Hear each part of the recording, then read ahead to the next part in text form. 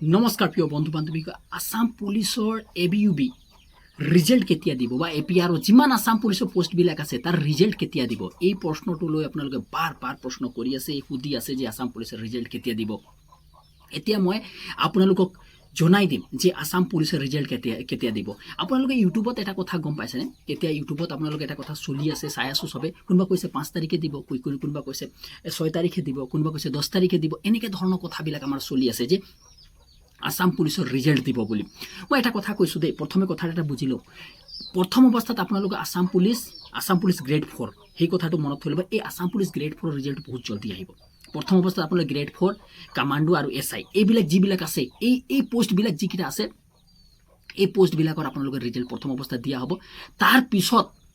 আসাম পুলিচৰ পোষ্ট দিয়া হ'ব আসাম পুলিচৰ যিবিলাক পোষ্ট আছে সেই পোষ্টবিলাকৰ আপোনালোকে ৰিজাল্ট দিয়া হ'ব এতে কথাটো আহি যায় নহয় মেইন কথাটো মেইন পইণ্টটো আহি যায় যে আসাম পুলিচৰ ৰিজাল্ট কেতিয়া দিব এই প্ৰশ্ন আপুনি যদি কমেন্ট এটা চাই বা ভিডিও এটা আপলোড কৰে তাৰ পিছত মানে বাৰ পিছে একটা প্ৰশ্ন সুধিব যে স্যাৰ আসাম পুলিচৰ ৰিজাল্ট কেতিয়া দিব কেতিয়া দিব এতিয়া মই আপোনালোকক ক'বলৈ বিচাৰিছো মোৰ মতে মোৰ অনুভৱৰ মতে মোৰ অভিজ্ঞতাৰ মতে মই কৈছো যে আসাম পুলিচৰ মানে ABUB বা APR যিকিটা আছে পোষ্ট সেই মানে সিভিল ডিভিশন যিমান পোষ্টবিলাক আছে তাৰ ৰিজাল্টটো আপোনালোকৰ এই মাহৰ শেষৰ অৱস্থালৈকে অৰ্থাৎ